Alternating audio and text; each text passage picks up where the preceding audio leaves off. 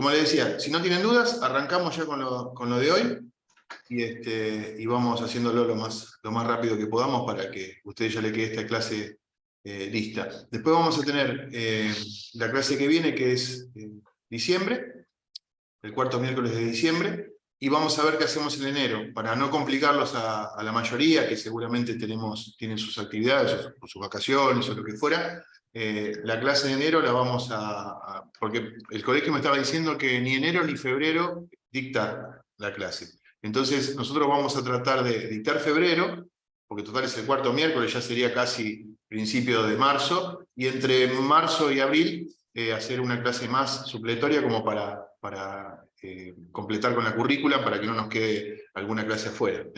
Cualquier cosa, si esa clase no la hacemos en forma directa, virtual, la vamos a grabar con el doctor Pepe, si le parece, y se las pasamos para que la tengan también. Bueno, los dejo acá con... Bien, con bueno, Blanco. ¿cómo les va? ¿Qué tal?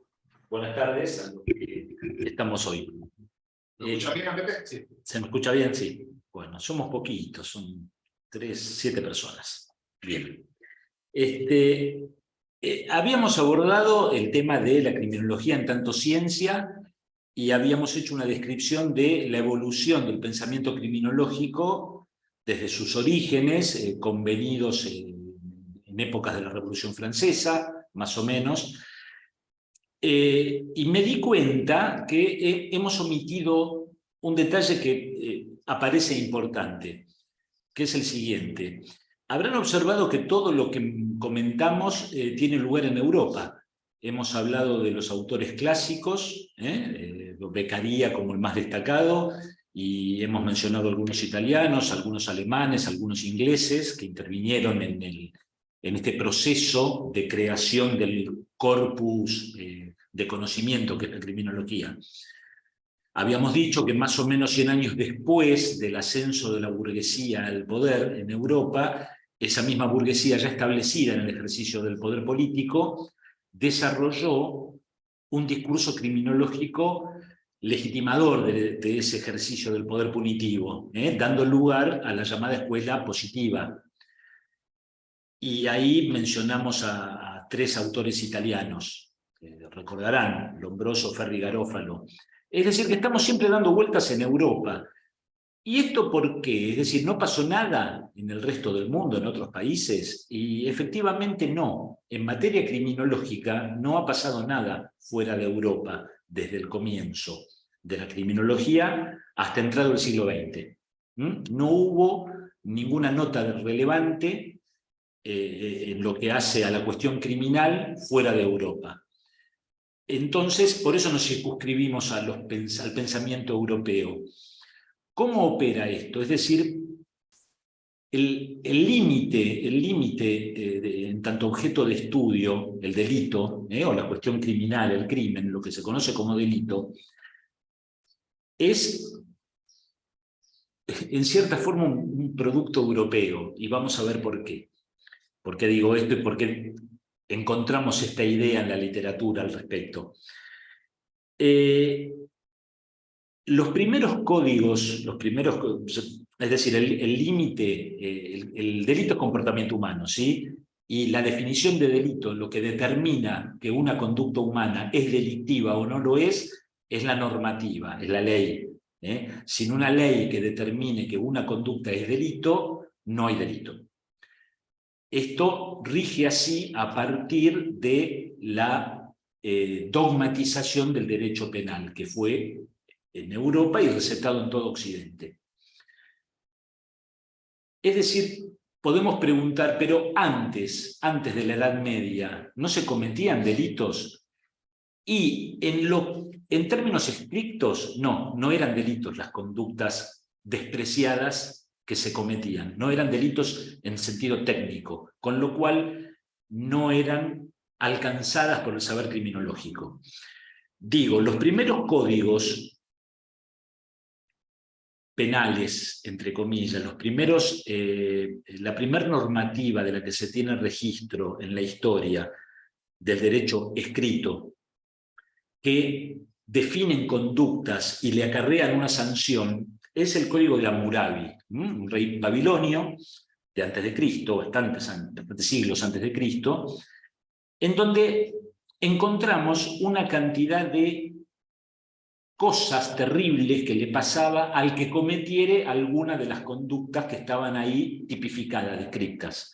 Eso más o menos es un código penal moderno. Las conductas que tenían que ver con esto, las conductas que esa comunidad babilonia no quería y por eso les acarreaba una sanción, tenían que ver todas con los instrumentos de labranza o el ganado, el que sustrajere alguna cabeza de ganado, tenía que ver con la propiedad privada o pública de los bienes de subsistencia, de la agricultura y la ganadería de la época. Y como dije recién, los instrumentos de labranza o las herramientas para desarrollar esas actividades. Con lo cual ahí tenemos un antecedente, porque si no parece, como lo dije recién, que el delito, entre comillas, es un invento europeo y de la revolución industrial, es decir algo en una forma categórica que no es tan así. En la antigüedad había conductas despreciadas. Lo que no hubo fue un desarrollo del derecho penal, como sí hubo un desarrollo de otras ramas del derecho. Ustedes tendrán noticia de que nosotros, occidentales, latinoamericanos particularmente, heredamos de Europa y de España particularmente el derecho romano. Es decir, una de las cosas que trajeron los conquistadores a América, uno de los bienes culturales que han traído, uno fue la pretendida evangelización, es decir, la religión judeo-cristiana. Y otra es el derecho romano.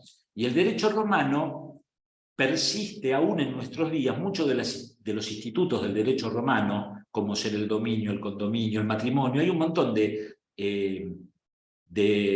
vínculos jurídicos entre las personas que existen hoy, están legislados hoy, en el siglo XXI, más o menos igual que como lo estaban en el siglo I o pocos años antes de Cristo, en épocas del Imperio Romano.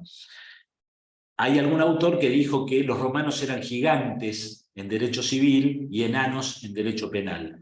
El derecho penal no se ha desarrollado sino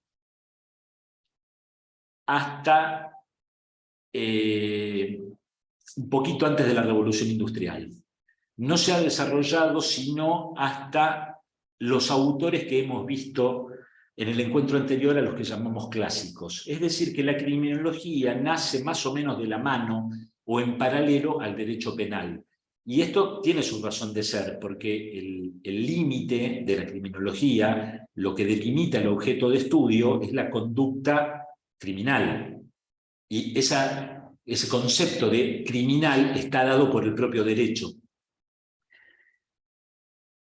Juntamente, o mejor dicho, como antecedente del desarrollo del derecho penal, se ha ido dando en Europa. Ustedes saben que la historiografía separa la historia de la humanidad en 4 edades, la edad antigua, la edad media, la edad moderna y contemporánea.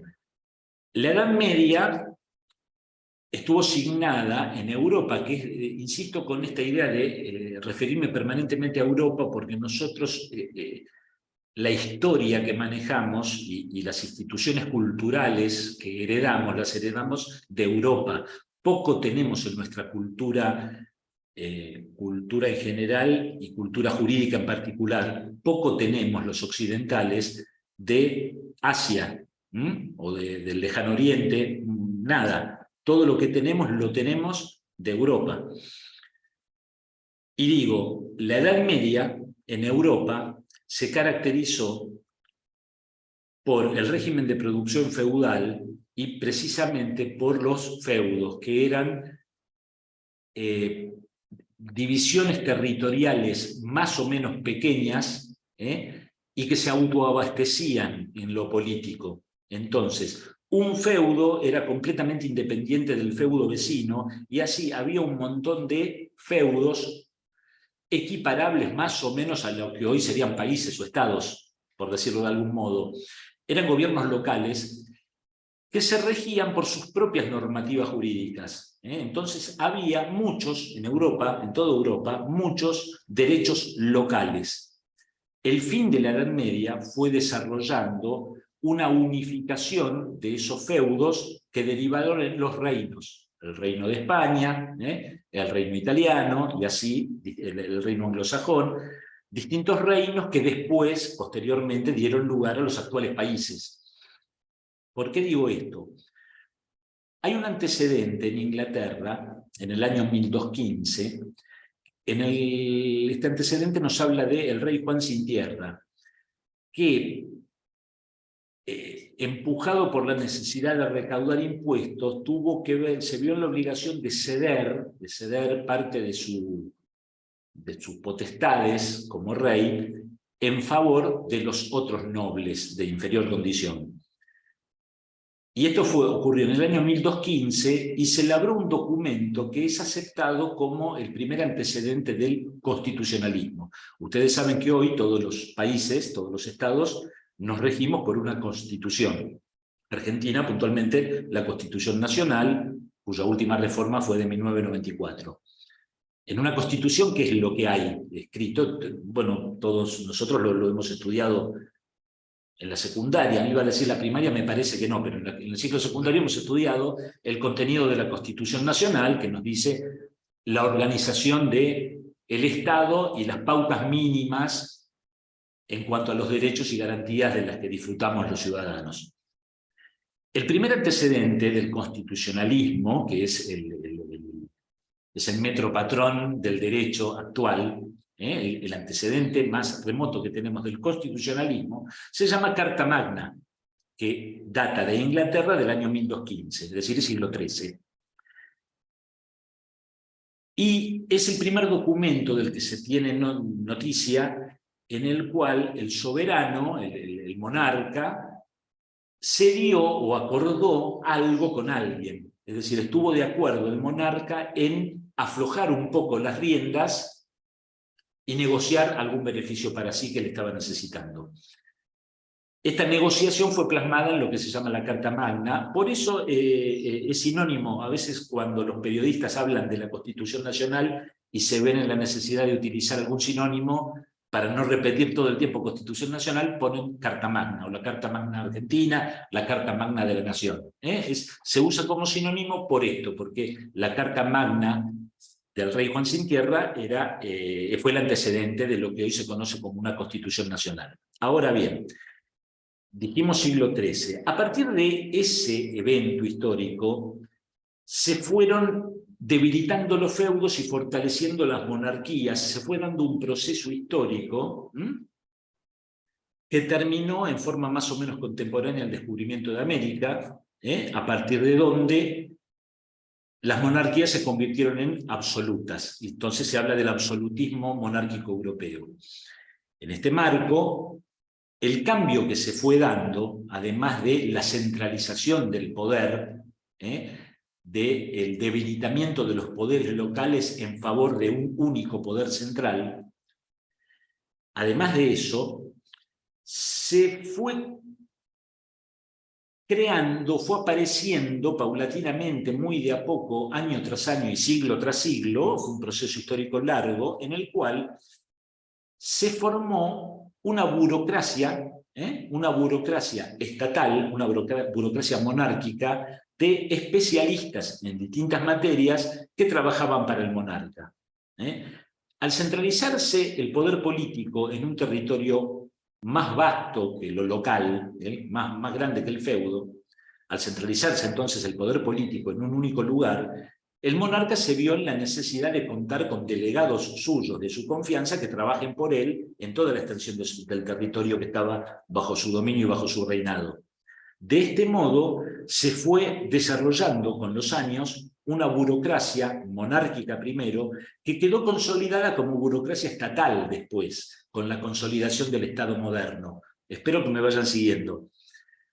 Dijimos que con la Revolución Francesa se pone fin a las monarquías absolutistas para dar lugar a la consolidación del Estado moderno. ¿El Estado moderno? ¿A qué llamamos Estado moderno en este marco?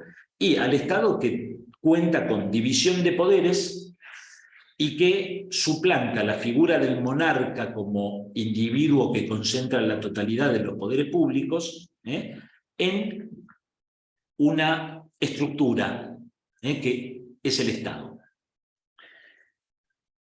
Esta estructura es una estructura jurídica, es una estructura en la vida real, en donde hay personas que trabajan en edificios concretos y que ejercen funciones concretas, pero es una estructura jurídica, porque quien es el jefe de Estado, del Estado que se les ocurra, primer ministro, presidente, lo que fuere, ¿no? La persona que ejerce la función de jefe de Estado, además de ser una persona de carne y hueso, es jefe de Estado, y yo no lo soy. Es decir, ¿cuál es el alcance de lo jurídico en esto que estoy detallando? Esto que estoy diciendo, habemos o hay personas que son jefes de Estado y habemos muchos que no lo somos. Y así habemos personas que formamos parte de la burocracia estatal y hay un montón de personas que no. La burocracia estatal entonces respondió a este modelo de creación del Estado. Un Estado que se rige no ya por la autoridad del monarca derivada del poder divino, sino se rige por la ley. Y la ley es la cristalización del acuerdo, de las voluntades de los miembros de la comunidad. Quizás por eso estamos tan acostumbrados nosotros, ustedes vieron el edificio del Congreso de la Nación. Paradójicamente nosotros tenemos un sistema de gobierno presidencialista, en donde la figura del presidente de la nación es muy fuerte. No vamos a dar nombres ni analizar la actualidad, pero lo cierto es que el presidente de la nación argentina es una figura de peso en nuestra organización política, y sin embargo, el edificio en donde encabeza el Ejecutivo, que es la Casa Rosada, es un edificio de poca envergadura, confrontado con el Congreso de la Nación, que es un edificio majestuoso, muy parecido. Los que no tuvieron la oportunidad de ir a Washington lo habrán visto en infinidad de películas y fotos, el Capitolio de Washington, ¿no? La sede del legislativo de Estados Unidos. Es parecido, la cúpula, es parecido a nuestro Congreso Nacional. Las legislaturas de todas las provincias argentinas son edificios parecidos, en donde en cierta forma se le rinde culto, se le rinde honor al acuerdo, al consenso social. Ese es el lugar, así como la iglesia, las iglesias que todos conocemos, las catedrales, las iglesias, uno entra y se ve obligado a levantar la vista porque la luz entra por allá arriba, por esas ventanitas chiquitas que están allá arriba, y son techos muy, muy altos en donde el individuo que entra del espacio profano, de la afuera de la iglesia, entra al espacio sagrado, que es la iglesia, se siente diminuto, se siente pequeño porque entró a la casa de Dios. La simbología también de mirar para arriba y ver la majestuosidad. La majestuosidad y la insignificancia del individuo frente a eso. Más o menos en forma parecida nos informa la arquitectura que el lugar en donde los ciudadanos nos ponemos de acuerdo también merece ser reverenciado.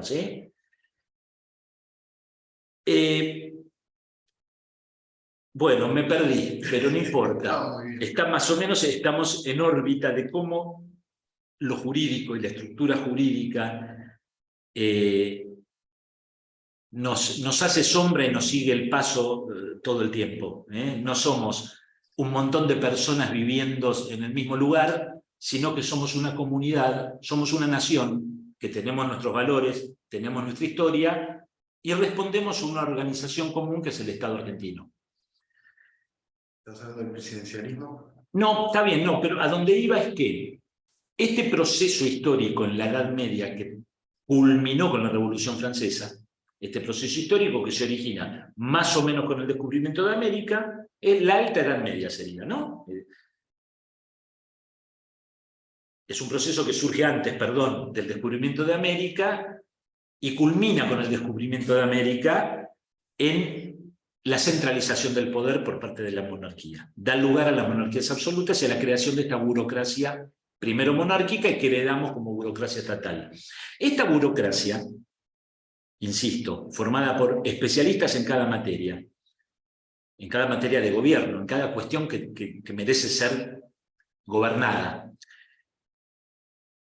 se nutrió también de una policía. La policía tal cual la conocemos hoy tiene origen en esta época, tiene origen a partir del siglo XIII. A partir del siglo XIII entonces aparecen con mayor fuerza las instituciones jurídicas que culminan con la consolidación del Estado moderno, aparecen las burocracias estatales y aparece la policía para vigilar el cumplimiento de los deseos de esa burocracia o de las decisiones gubernamentales. Ustedes saben que, por ahí estamos insistiendo mucho con la historia no criminológica, pero me interesa tener en cuenta esto. Ustedes saben, digo, que el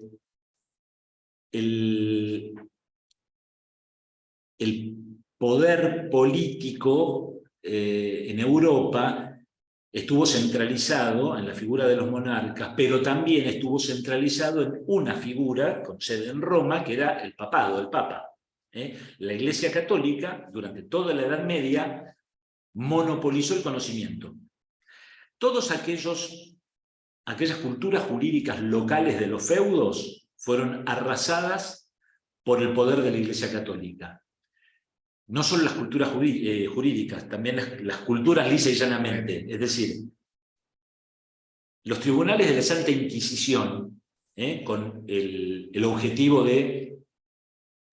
declamado de evangelizar y salvar las almas de los seres humanos en Europa, lo que hizo fue ganando terreno permanentemente en provecho del poder central del Vaticano. Ahora bien, estos tribunales de la Santa Inquisición impusieron un modelo investigativo que es el mismo, con alguna variante que después vamos a ver, el mismo modelo investigativo criminal actual. Es decir, la búsqueda de la verdad. ¿Qué es lo que se persigue en un proceso penal cuando una persona es acusada de haber cometido un delito? Todos tenemos derecho a defendernos frente a una acusación que nos hace el Estado por haber cometido un delito. Y lo que hace el Estado es buscar la verdad, reconstruir la verdad histórica, a ver qué pasó, pero qué pasó con rigurosidad científica. La Inquisición era esto, es la instrucción. ¿Vieron que cuando hay algún hecho policial en la televisión nos dicen, interviene el juzgado de instrucción número tanto? Bueno, esa instrucción es la investigación criminal, que data de la Inquisición de la Iglesia Católica Europea de la Edad Media. Lo que trajo esta centralización del poder y las prácticas inquisitivas fue un fenómeno que se llama expropiación del conflicto. ¿Por qué? ¿Por qué es importante esto? Porque hasta esa época, hasta el siglo XIII, los conflictos penales, es decir, cuando uno le cometía un delito a otro, yo me agarraba las trompadas con un tipo y le causaba lo que hoy se llaman lesiones. Cuando pasaba eso, era un problema entre él y yo, era un problema entre particulares. Cuando interviene la centralización del poder político y la Inquisición, se expropia ese conflicto entre particulares y lo asume el Estado. La idea de que el delito es una ofensa a la ley del Estado es propia de la Alta Edad Media. Esa es la expropiación del conflicto. El Estado le arrebata el conflicto a los particulares y lo redefine. Para ir cerrando esta idea, hay un ejemplo que siempre usamos que es muy sencillo. Si en este momento yo, en presencia de todos ustedes, me manoteo la billetera de Marcelo, que está acá al lado mío, en un descuido dejo la billetera arriba de la mesa esta que compartimos, me la llevo. Hay 6, 7 testigos que vieron que yo hice eso. Eso se llama hurto en nuestro sistema. Está legislado, artículo 162 del Código Penal, una pena de 1 mes a 2 años de prisión. Hurto. Entonces Marcelo va y hace la denuncia, va a la comisaría y dice, Blanco me acaba de hurtar la billetera. Entonces el comisario me va a ir a buscar a mí, porque es lo que tiene que hacer, ir a buscar al autor del delito. Les toma testimoniales a todos ustedes vieron el momento en que yo me manoteé la billetera. Estoy al horno. ¿Sí? Ahora, ¿qué pasa? A la noche yo me arrepiento, lo veo a Marcelo, le devuelvo la billetera, le pido perdón, le digo, la verdad no sé en qué estaba pensando, discúlpame, le devuelvo la billetera, le doy, toma, te doy 5.000 pesos por las molestias causadas. ¿Se entiende? ¿Y qué creen que pasará? ¿Qué hace ese comisario cuando voy al... yo, después de que Pepe me trae la billetera, me trae plata en compensación, entonces yo agarro la billetera y digo, bueno, está bien, pobre Pepe, fue un arrebato, lo quiero tanto, hace tanto tiempo que damos clases juntos, voy a hablar con el comisario y le digo, mire, señor comisario, ¿se acuerda que vine a hacer esta denuncia? Déjela, no hace falta, porque total yo ya tengo mi billetera, ya tengo todo. ¿Qué pasa ahí en ese momento? Continúa Sigue la su denuncia. curso, sigue el curso. ¿Por qué? Si yo no siento que él me haya hecho nada. Yo, es más, estoy contento, seguimos dando clases juntos. ¿Qué pasó? Porque interviene el Ministerio Público. Porque el Estado se apropió de El nuestro Estado se conflicto apropió. En y Es lo de este acción caso, redefinió. política. El Estado me tiene que perseguir a mí, no porque yo le robé, le quité dinero a Marcelo. Al Estado le importa nada que Marcelo haya recuperado o deje de recuperar su plata. Lo que al Estado le preocupa es que hay un ladrón en la calle. claro, ¿Se dan por cuenta eso cómo queda, el fenómeno de queda- expropiación del conflicto lo que trae, además de desplazar a los particulares y poner al Estado en el centro de la escena, es redefinir el conflicto? Lo redefine en términos de delito. Por eso, en cualquier texto de criminología que encuentren, van a ver subyacente esta idea de que el delito es producto del Estado moderno y del Estado burgués y de la revolución industrial, y uno puede pensar, pero antes la gente no robaba, si Barrabás estaba crucificado al lado de Jesús por ser ladrón, es decir, existían los ladrones antes de la revolución industrial. Él dice algo que no se le escucha. A ver. Que Barrabás no fue crucificado, fue intercambiado. Perdón. Discúlpenme. Perdón, bueno, está bien. No. Mala mía, está bien, pero era un ladrón. Se lo conoce como el ladrón. Precisamente no fue crucificado porque eligieron... Porque lo eligieron al otro. Está bien, no estaba al lado, pero digo, No, igual lo que estaban crucificados por Jesús. estaba el buen ladrón. También había... Claro, hay dos ladrones que me hicimos, que uno es perdonado y el otro no, por Uno se arrepiente y el otro no. religiosamente, digamos, sí. A donde voy es que antes de la revolución industrial, de la revolución burguesa, como la quieran llamar, antes de la consolidación del Estado moderno, ladrones había, y había propiedad privada. Es decir, que es un error creer en la concepción de delito en esos términos, pero sí que el delito como ofensa a la ley del Estado, como conflicto en el cual los particulares quedan a un costado, y como conflicto redefinido, es propio de nuestra época. Esto, de lo que estamos hablando apretadamente, es lo que motivó, ustedes lo recuerdan en el encuentro pasado, las primeras críticas al ejercicio del poder punitivo, primero monárquico, después revolucionario, digamos, de la Revolución Francesa. Esas críticas se vieron plasmadas por pensadores que antes de que exista la criminología con nombre y apellido, son pensadores que se ocuparon de la reacción estatal frente al delito, de las penas, de cómo tienen que ser las penas, de cómo tiene que definirse el delito, es decir, de cuestiones que hoy son objeto de estudio de nuestra materia. Todo esto, que los cansé como media hora, para advertir que sí, en efecto, la criminología es un invento europeo, porque el derecho penal también lo es, y porque el delito concebido como ofensa a la ley del Estado también lo es. Es un invento, entre comillas, una creación jurídica europea. Así es como llegamos al pensamiento de los clásicos primero, a los positivistas después. Los positivistas lo que hicieron fue dar una explicación con rigurosidad científica tomada de las ciencias naturales, dar una explicación a determinado comportamiento humano, con esa obsesión de clasificarlo todo, esas cuestiones propias de las ciencias naturales, llevadas a un mundo que pareciera que no es tan solamente natural. Un mundo, el de la conducta humana, en donde intervienen algunos otros factores más allá de la naturaleza, factores que tienen que ver con lo social, con la propia estructura social.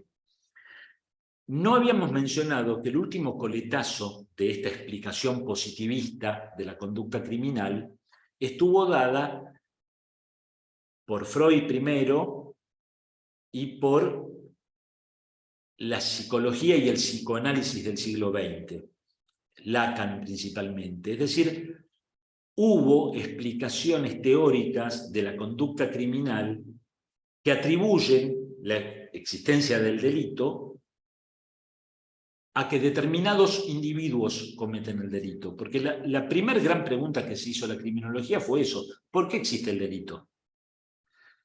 Primero, se creyó encontrar la respuesta en una cuestión casi religiosa o moral, los clásicos.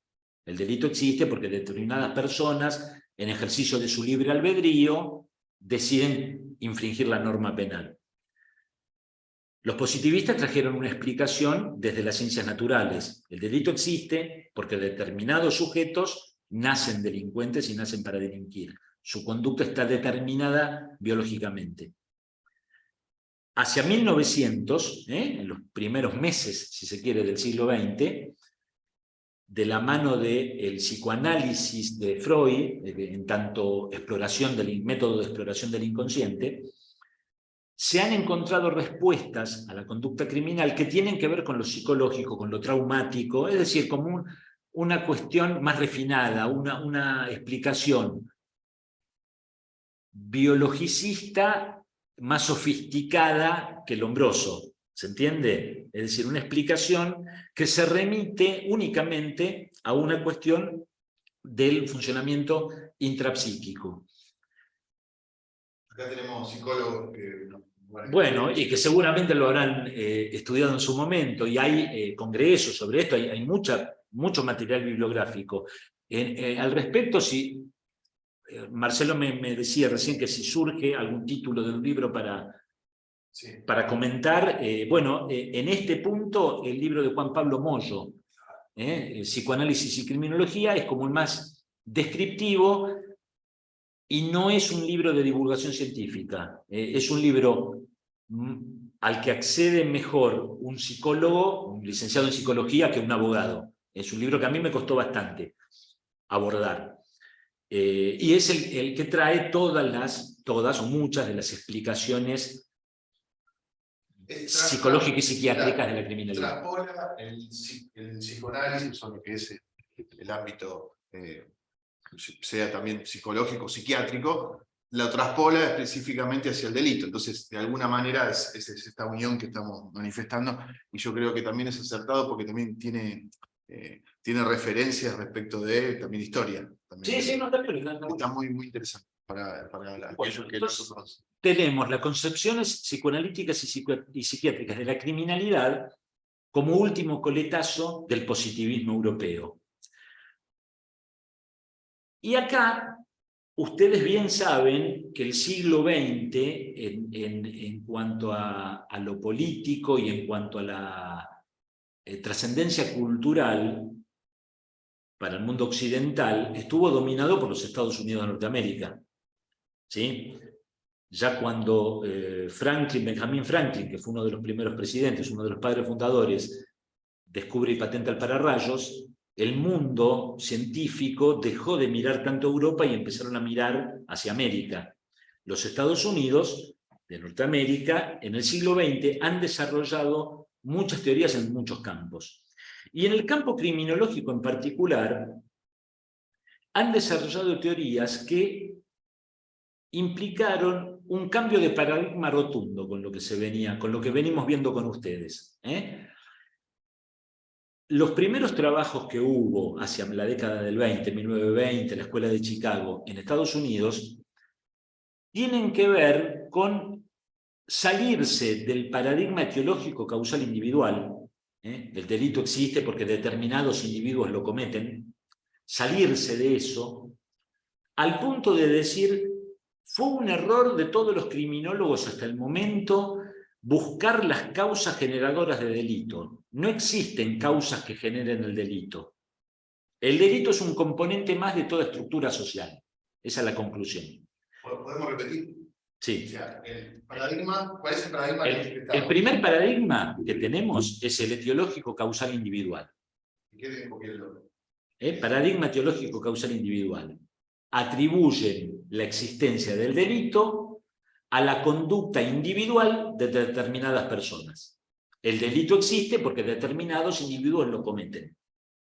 Esa es la concepción etiológico causal individual, vigente hasta fines del positivismo. Con las concepciones sociológicas de la criminalidad, las concepciones sociológicas de la criminalidad o criminología sociológica, lo mismo, cambiamos de paradigma. Y se entiende que el delito es un conflicto social.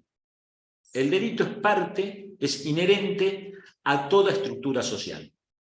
Todas las sociedades a lo largo de toda la historia tuvieron un índice de delito. Es inevitable y para algunos autores hasta es necesario. Esto es cuestionable y alarmante. ¿Para qué podemos necesitar delito? Bueno, los autores que plantean esto, entre ellos Durkheim, el europeo, entiende que la existencia del delito sirve para ratificar el sentimiento de conformidad a la norma. Es decir, que alguien cometa delitos, que alguien infrinja la norma penal, sirve para reafirmar nuestros propios valores. Si nosotros creemos en la propiedad privada y en la defensa de la propiedad privada, que alguien atente contra la propiedad privada reafirma que es un valor deseado y un valor que tenemos que defender. Eso, por decirlo rapidito, ¿no? La forma más sencilla que se me ocurre. Estas teorías, que estuvieron muy presentes hasta la década de 1960, hasta la década de los años hippies del 60, son las llamadas teorías estructural funcionalistas de la criminalidad. Estructural funcionalistas porque entienden que el delito es funcional a la estructura social. Y son todos discursos criminológicos que intentan explicar el delito con como con un manto de tranquilidad, como que quédate tranquilo que el delito es inevitable, pero existe la forma de controlarlo y nosotros, insisto, esto viene de Estados Unidos, nosotros tenemos la forma para controlar a la sociedad y estamos convencidos de que nuestra sociedad va en el buen camino y tenemos la forma de controlar el delito. Dentro de estos pensadores estructural funcionalistas, el que primero descolló fue uno que se llama Edwin Sutherland. Sutherland, igual que el actor, ¿cómo se llama el de los dientes? Sí, Sutherland. Edwin Sutherland, en 1938, da a conocer un libro que se llama El delito de cuello blanco. Y es un libro que explica cómo corporaciones, es fruto de la crisis de valores y la crisis de stock del 29 de Estados Unidos. Entonces, Sutherland lo que se pone a investigar durante años es conductas desplegadas por corporaciones y por empresas, por ende por empresarios, personas de carne y hueso, que son conductas delictivas. Entonces, lo que demuestra Sutherland con su obra, que partió de un trabajo de campo, porque los norteamericanos para esto son muy especialistas en hacer trabajos de campo, de investigación, aunque lleve décadas, y después lo plasman en conclusiones con espíritu de ley. ¿Sí? Es un método propio de la sociología y de las ciencias sociales. Sutherland, con El delito de cuello blanco, lo que demuestra, y no hay vuelta atrás, es que el delito no es exclusivo de los pobres o de los marginados o de las clases sumergidas o de los raros o de los deformes o de los indeseables. El delito es transversal a toda la sociedad.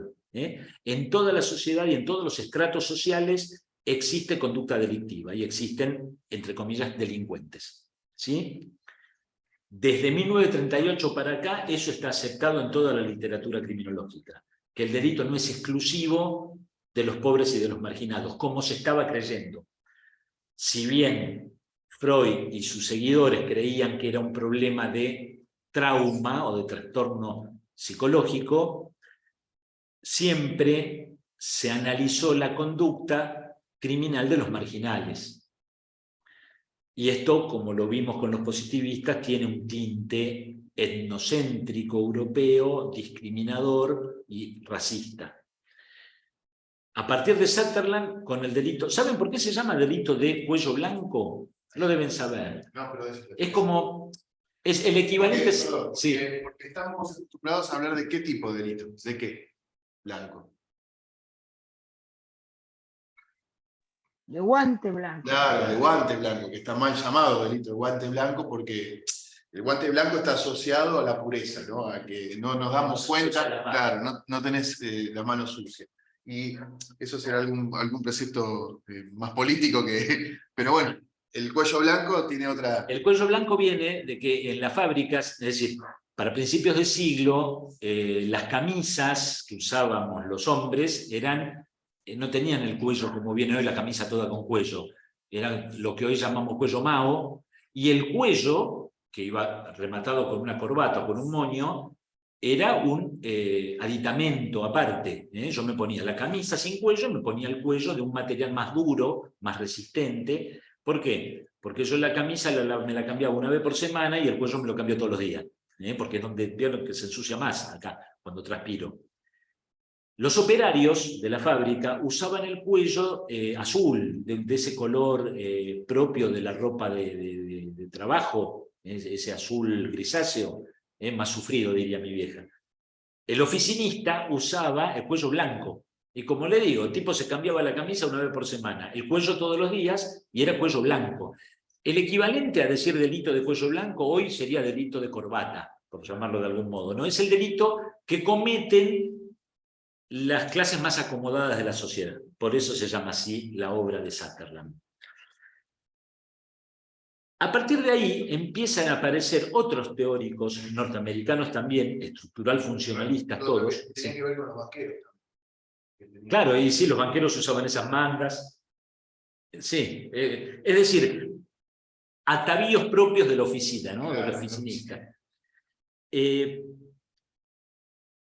Digo, estas teorías estructurales funcionalistas, todas explicativas de la criminalidad, desde una perspectiva optimista, digamos, no con la intención de condenar y marginar al delincuente, sino de entender cómo es el fenómeno y demostrar que se puede controlar. Hacia 1940, en la década del 40, aparece con fuerza la teoría sí, el 40 de la anomia, la teoría de la anomia de Robert Merton, otro norteamericano. Entonces todos los que vemos ahora son norteamericanos. Robert Merton explica que en toda estructura social hay una cantidad de bienes culturales y medios lícitos para alcanzar esos bienes culturales. A ese combo, ese combinado, esa mezcla de objetivos y medios, Merton lo llama sencillamente cultura. Y dice que la desviación, fíjense, el primer dato en lo que es la literatura criminológica, ya no habla de delito ni de delincuente, habla de conducta desviada, como para suavizar la idea, como para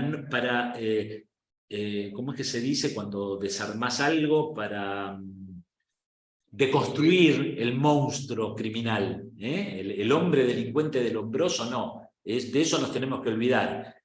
Porque el que comete un delito es cualquiera de nosotros que se esté equivocando, fruto de una estructura social determinada. En la teoría de la anomia de Merton, lo que hay es una tensión o una tensión o un desacuerdo entre la cultura y las conductas individuales. Merton entiende que los individuos tenemos distintas formas de vincularnos o de actuar en función del paradigma cultural. Por ejemplo, en nuestra sociedad argentina, conurbano bonaerense, si quieren, siglo XXI. Un bien cultural, un bien cultural se entiende, algo que está mayoritariamente aceptado y valorado positivamente. Por ejemplo, el conocimiento, o un título secundario, un título universitario, o un certificado de un curso, que es lo que nos convoca a nosotros. Todos nosotros, que no somos muchos, estamos de acuerdo en que eso es un bien cultural positivo. Todos queremos el certificado, el conocimiento, el título universitario.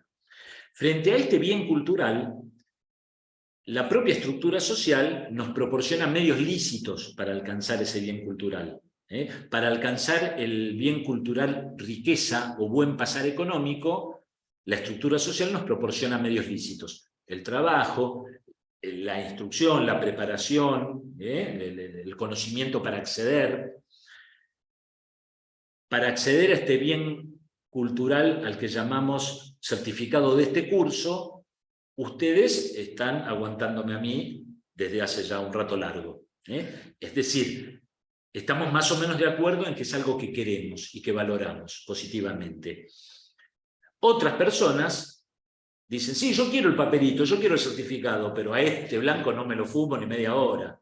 Entonces yo no me conecto, este candidato del que estamos hablando, este desviado, no se conecta, busca de hablar por izquierda con alguien que le extienda el certificado, si tiene que pagar, lo paga, ¿entendés? Accede a través de medios no lícitos, no los medios proporcionados por la estructura cultural. Para acceder al bien cultural, riqueza o bienestar económico, no lo hace trabajar ni a palo. ¿Está? Lo que hace es buscar por izquierda. Entonces busca la forma de acceder a la fortuna, entre comillas, sin transpirar la camiseta. Hay otras formas de vincularse, es decir, hay otras formas de desplegar conductas individuales con relación al paradigma cultural. Una es la revolución, que desaprueba los objetivos culturales y los medios y propone un nuevo sistema de valores a cambio. El Che Guevara sería el emblema de esto. Otra es la apatía, que es el ciruja del barrio que duerme en la estación, no le importan los bienes culturales que nos importan a nosotros, pero no le da bolilla tampoco a los medios lícitos, no le interesa nada. Por eso es que viven como viven, tan al margen de lo que nosotros consideramos una forma de vivir occidental y cristiana. ¿Sí?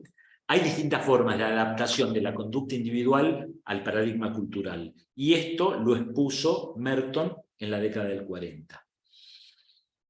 En esta progresión de explicaciones de la conducta desviada que tuvieron los norteamericanos, hacia la década de 1950, se encontraron con un fenómeno, que es el de las pandillas juveniles, las pandillas criminales. Ahí les voy a pasar para que ustedes vean en un cuadrito que encontré. Las formas de adaptación. Están en gráfico, bueno, pero no importa, es más o menos lo mismo. O sea, ¿lo ven? Tenemos, así los divide de alguna manera. Los modos de adaptación, las metas culturales, y los medios institucionalizados. Y los medios institucionalizados. Entonces, dice que el conformista es el que acepta esas metas y acepta los medios institucionalizados. Exacto. El rebelde niega, o acepta, pero está fuera de lo que es el sistema. Evasión es el ciruja. Está bien. El ritualista no le importa esas metas, pero hace todo lo que hay que hacer. O sea, ese tipo que va a trabajar a la mañana, hace todo lo que hay que hacer, pero no le interesa nada. Lo hace porque todo el mundo va en ese camino. Y el innovador, que es de alguna manera lo tenemos como... Es el desviado, o de la delincuencia típica. Que acepta esas metas porque quiere eso, quiere esto, quiere el iPhone último, el 15, 14, 15, pero el método no es el que utiliza el institucionalizado, no lo hace, no lo quiere para eso. Busca una alternativa. Bueno.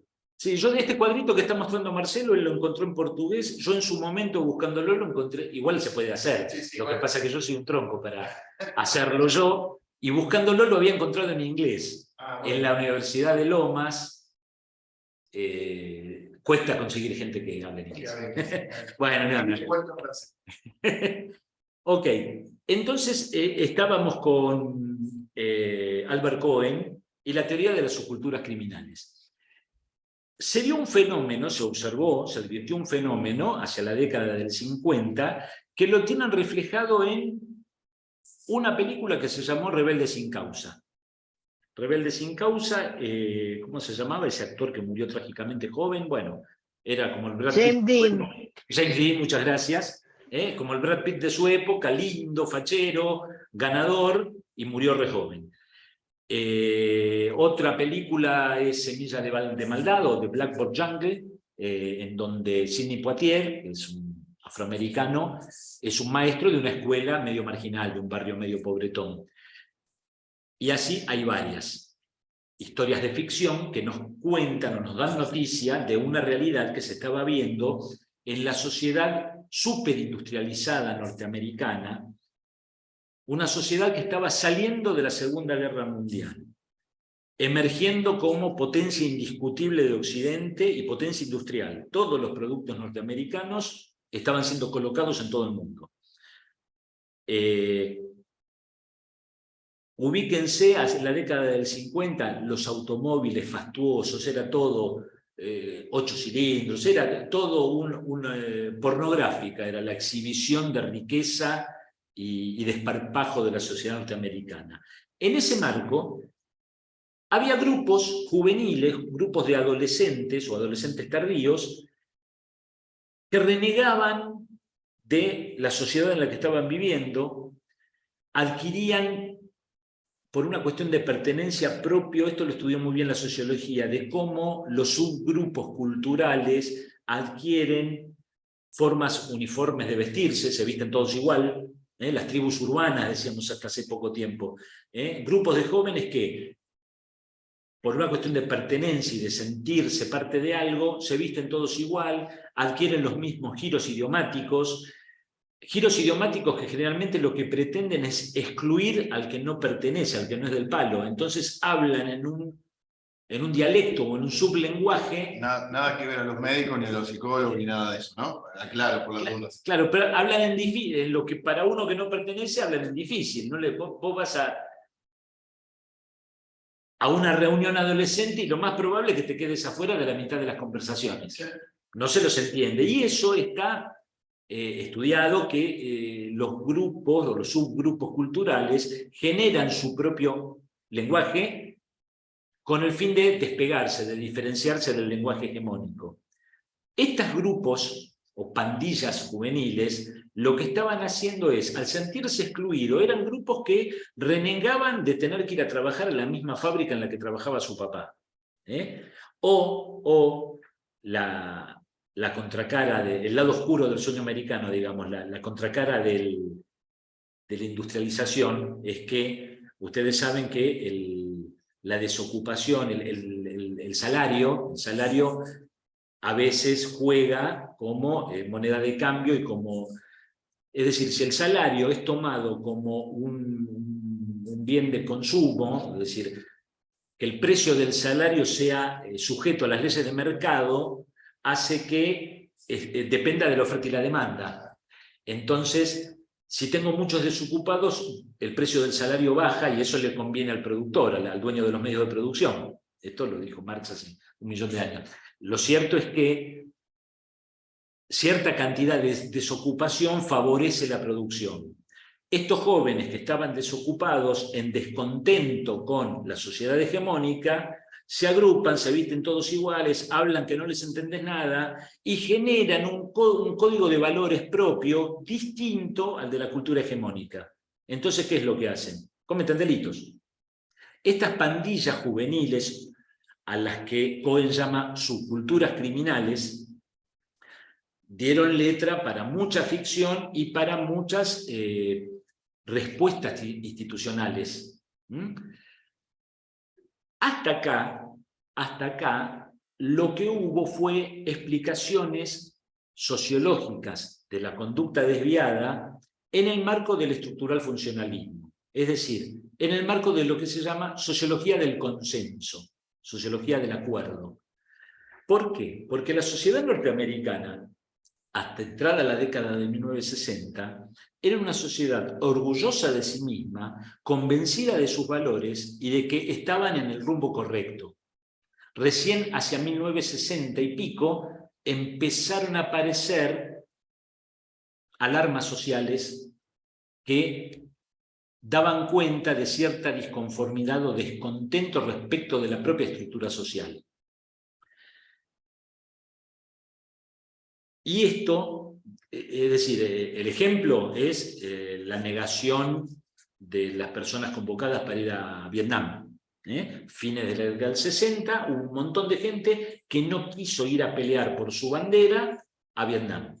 Y fue quizás la alarma más fuerte, la que más se vio, por lo menos fue la más visible. Otra, el consumo de sustancias estupefacientes, marihuana, ácido lisérgico y un montón de sustancias, algunas ya prohibidas como el opio y otras que el Estado norteamericano fue prohibiendo, que eran de consumo masivo en las propias universidades. Es decir, alarmas de que nos hablaban de que había jóvenes. No estábamos tan felices. No éramos, claro, no quiero tanto la sociedad norteamericana como me la están vendiendo. Aparece así un nuevo actor social, que es el joven. Hasta la década del 50, el joven norteamericano era Elvis Presley, era el modelo prolijito que seguía los pasos de sus padres. Y a partir de los 60, no. Esto que se quebró en la sociedad norteamericana. La otra gran influencia para este quiebre cultural que tuvo esta sociedad fue la píldora anticonceptiva, que derivó en la llamada, bueno, acá la mayoría son médicos, así que es fácil entenderlo, derivó en la llamada revolución sexual. Hoy, de la mano del feminismo y de toda esta revolución que hemos tenido en la última década, parece hasta infantil plantearlo, pero el rol de la mujer independiente, entre comillas, hasta la década del 50 en Estados Unidos era muy otro que el de hoy. La mujer estaba como relegada a cierta función social y a cierto rol social, con el tabú de la revolución, de las relaciones sexuales prematrimoniales, en fin, todo lo que atentaba contra la libertad de elección en sus conductas sexuales de la mujer. La píldora, en cierta forma, la píldora anticonceptiva la liberó de eso y derivó en la asunción de un rol diferente, un rol social diferente.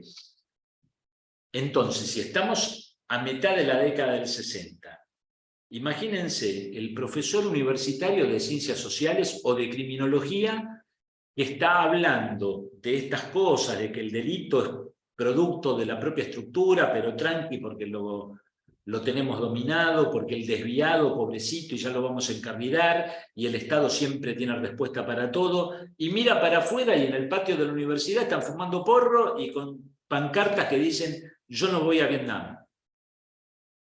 El científico social de la época tuvo que replantearse esta sociología del consenso. Y ahí es donde cobran relevancia teorías sociológicas del conflicto, que vienen directamente del marxismo, pero que nos dicen que todas las estructuras sociales se van modificando, pero no a partir del consenso. Las estructuras sociales se modifican a partir del conflicto, porque todas las relaciones sociales y las relaciones interpersonales son fruto del conflicto, permanentemente, porque el ser humano tiene la tendencia, una postura marxista, materialista marxista, el ser humano, el individuo, tiene la tendencia a dominarse uno sobre otro. Esto lleva inevitablemente a permanentes conflictos.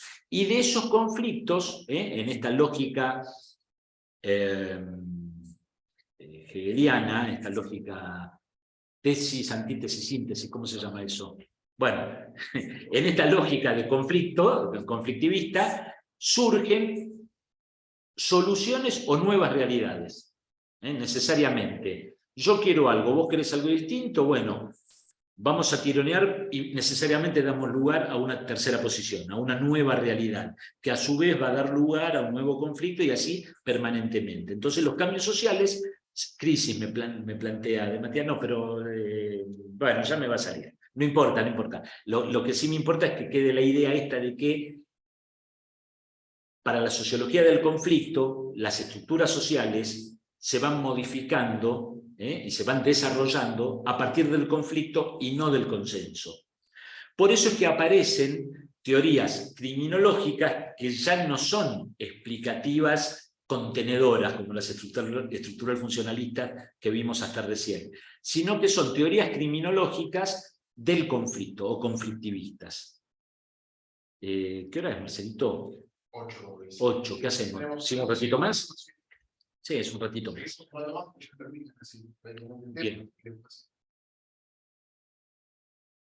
Una de las primeras teorías conflictivistas que aparecen es la llamada teoría del etiquetamiento, que le voy a dar paso a Marcelo para que en el próximo encuentro la desarrolle él. Recuerden, teoría del etiquetamiento o labeling approach. Label es etiqueta en inglés, labeling es el gerundio, es etiquetamiento. Esa teoría, insisto, la va a desarrollar Marcelo. Si quieren ir viendo, si quieren ir analizando algo, vayan buscando en internet a ver qué encuentran. Labeling approach o etiquetamiento. Fines de la década del 60. Más o menos concomitantemente, un poquito después, en la década del 70, aparece un libro emblemático de los ingleses Taylor, Walton y Young, que se llama Criminología Crítica.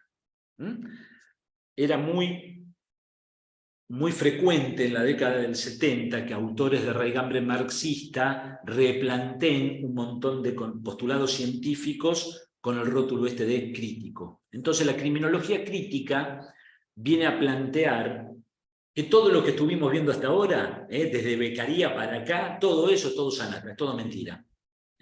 Son todas explicaciones desde el racionalismo, esto lo hemos hablado, ¿no? El racionalismo como fundamento como fundamento filosófico de nuestra forma de vivir occidental, propia de nuestro siglo. Ese racionalismo se vio en crisis a partir de la Segunda Guerra. Es decir,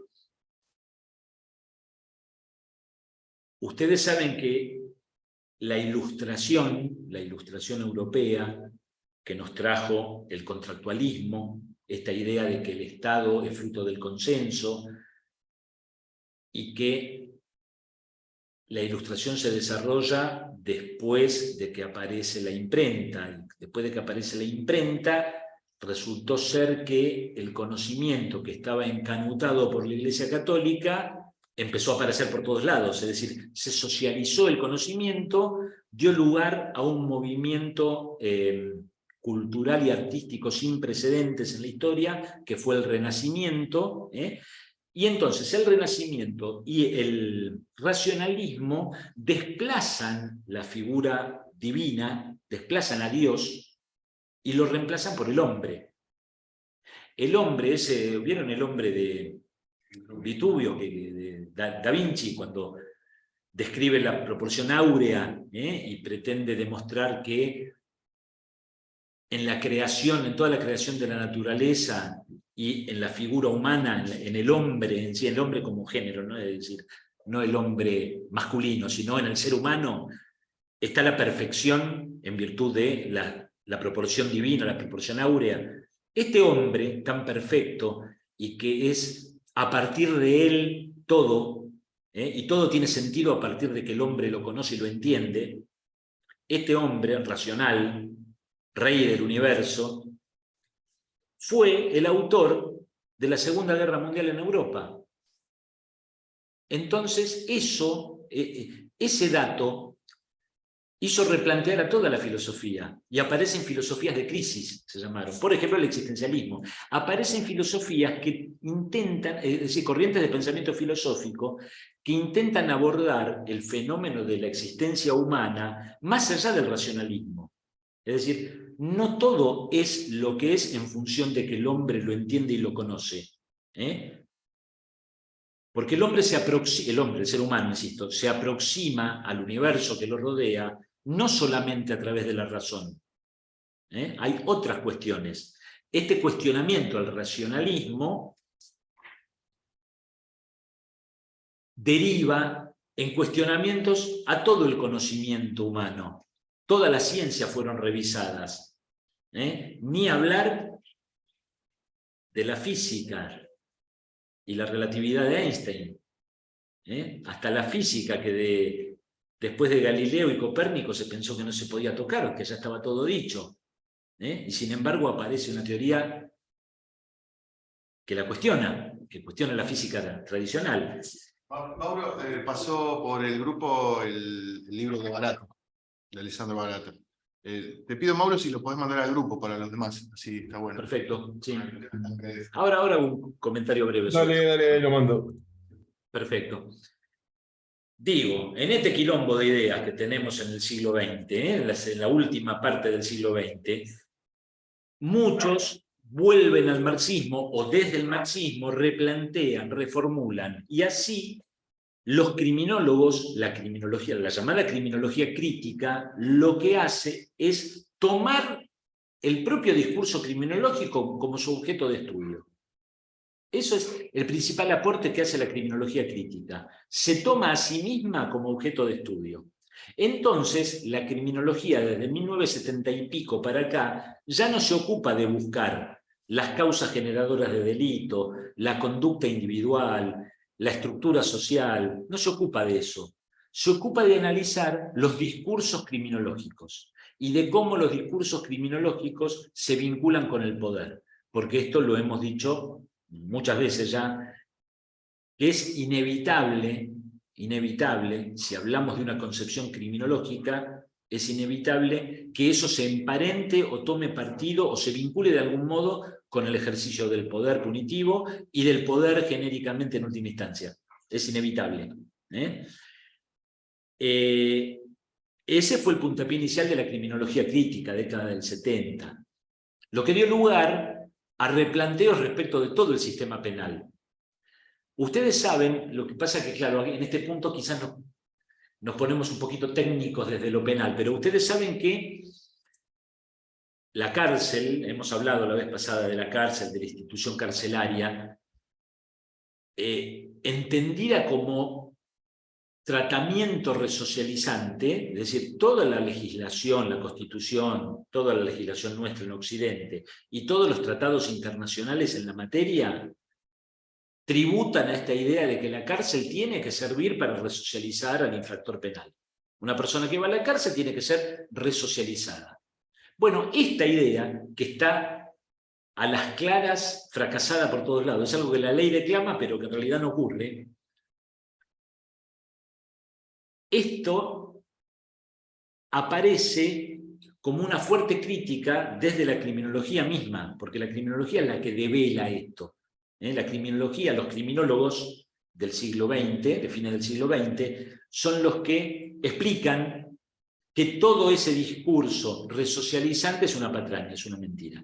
Y esto lo pueden ver acertadamente en el libro que les acompaña el compañero, que se llama Criminología crítica y crítica del derecho penal, por Alessandro Baratta. Es un libro de la década fines del 70, debe ser del 80, por ahí. Y es un libro del siglo XXI, hay ediciones que se consiguen. ¿Recuerdan que habíamos hablado, cuando hablábamos de los clásicos, de Carrara, Francesco Carrara, un italiano, que hacia 1800 y pico, sistematizó lo que llamamos los principios del derecho penal? Esas garantías mínimas con las que contamos todos, hoy, para meterte preso, el Estado y sus operadores tienen que cumplir una serie de requisitos, si no, no te pueden meter preso. Eso se llaman garantías. Y esas garantías del derecho penal las sistematizó, las escribió, de alguna forma, le dio forma teórica Carrara.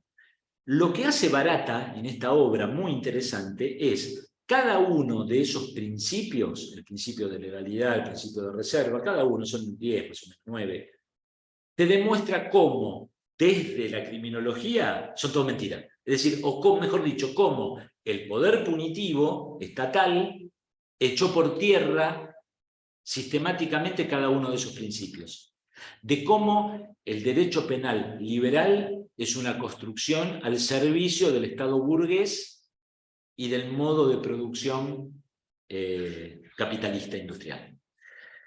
Es indispensable, ¿no? Porque vieron que siempre le decimos que este curso completa de alguna manera otros cursos que ya vimos, y le pido perdón a los que no hicieron los cursos superiores médicos de medicina legal, pero estamos habituados a buscar estos principios en cada una de las cosas. Cuando vemos cada una de las leyes nos vamos a buscar estos principios, como ejemplo, principio protectorio del derecho laboral, y desde dónde parte y desde dónde viene esta direccionalidad para poder entender el derecho como un tronco común de los cuales derivan todas las ramas. Entonces, fíjense como la criminología me parte la cabeza, porque me abre y me dice, bueno, no, pará, porque esto tiene este raigambre, desde acá se está hablando de esto, porque, bueno, Carrara del año que es más barata, desde donde lo toma, y cómo nos explica cada uno de los principios, cómo finalmente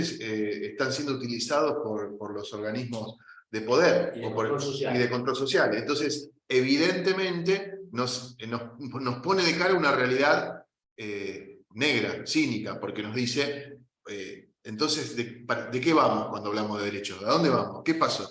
¿Dónde está la realidad de todo esto? ¿Qué hay detrás de las normas? ¿Y qué hay detrás de toda esta realidad? Ahí empezamos a replantearnos un montón de cosas.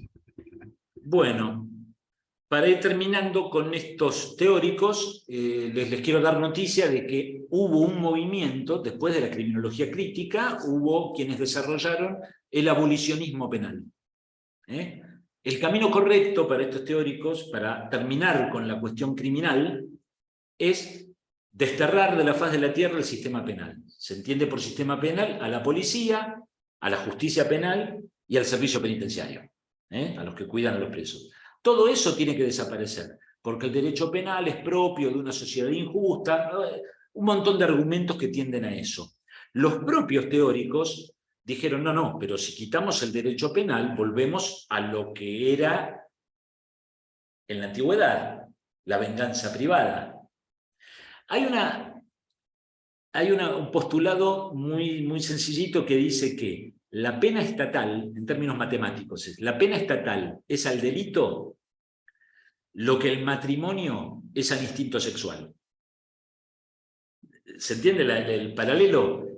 La pena estatal viene a poner paños fríos y a pararnos en nuestra locura de la venganza privada, así como el matrimonio, en tanto institución, impide que andemos revolcándonos por cualquier lado, todos contra todos, el instinto sexual.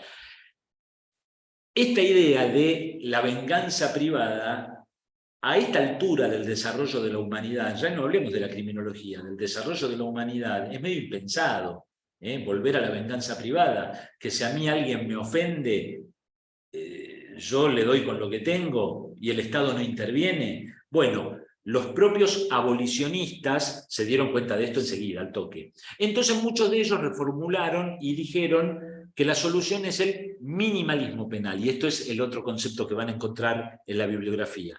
Abolicionismo, minimalismo.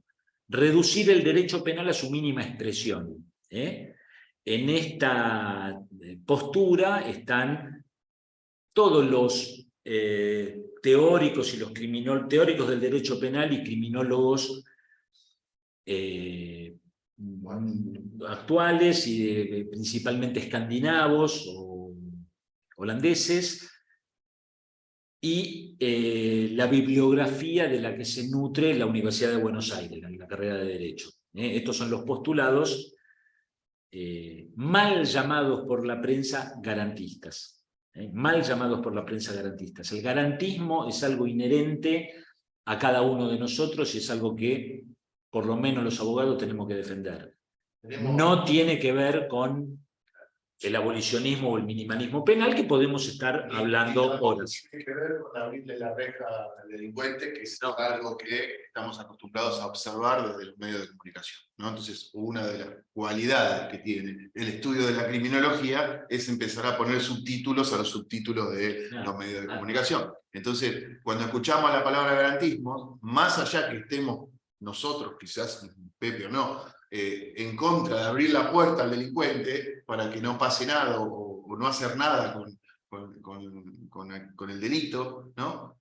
Lo contrario o lo discursivo, tengamos en cuenta que lo discursivo tiene una razón de ser. Y el garantismo, entendido como la buena práctica garantista, no es otra cosa que prestar atención a las garantías constitucionales. Entonces, deberíamos ser todos garantistas, no solamente los jueces garantistas que sacan presos, sino que Sí. todos nosotros, porque no subirnos al garantismo puede provocar lo contrario, que es el autoritarismo, No, y no solo eso, vos, es decir, en lo que hace a la seguridad individual y a la custodia de nuestros bienes, vivimos muy mal. En el conurbano, ¿qué les voy a contar? Todos tenemos noticias permanentes de esto, a todos nos ha pasado algo, conocemos a alguien que recientemente le pasó algo, le rompieron la cabeza, le robaron el auto, lo encañonaron, se le metieron en la casa, bla, bla, bla. Si no contáramos con las garantías, además de cuidarnos de todos eso, como vivimos, con rejas, cámaras, vivimos para el diablo, además de cuidarnos de todo eso, nos tenemos que cuidar de la policía, si no tuviéramos garantías. Es decir, como para tener una idea. Entonces, porque no solo la policía, todo el sistema. Bueno, más o menos con esto tienen un índice de las principales movidas en materia criminológica. Como cierre, son 2 minutos. Si me preguntan hoy, después de todo este derrotero, es decir, o si tuviera que empezar una charla sobre criminología hoy, la defino como la criminología es discurso del poder. Ese sería el título. La criminología es discurso del poder. Aspiro o espero que ustedes puedan entender qué quiero decir con esto a partir de todo lo que hemos hablado, ¿sí? Si yo me siento y me preguntan qué es la criminología, yo digo discurso del poder, difícilmente se me entienda. Espero que con estas horas que hemos compartido se entienda hacia dónde está dirigido esta idea.